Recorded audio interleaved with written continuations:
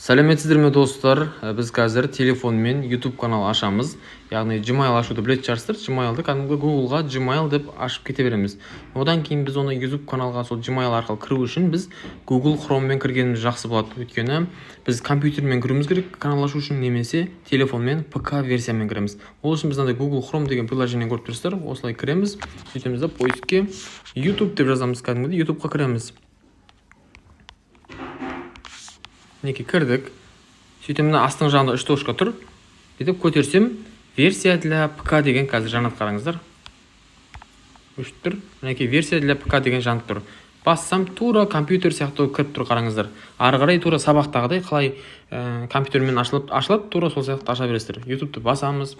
Тура компьютер сияқты кіріп тұр. Неке оң жақ бетінде, жоғарғы жағында, оң жағында каналдың несі шығып тұр. Сөйтеміз, настройка дегенді басамыз осы жерден. Сөйтіп жаңа канал ашып кете береміз. Қазір сет негізі сәл нашар болып тұр. Неке настройка. Орта жағында тұр. Неке мына жерде управление каналами деп тұр, кейде создать канал деп тұрады. Осыны басамыз да жаңа канал ашып кете береміз. Неке создать канал деп каналдың атына жазып, неке дейміз де галочканы басамыз да создать деп бассақ канал ашылады. Болды.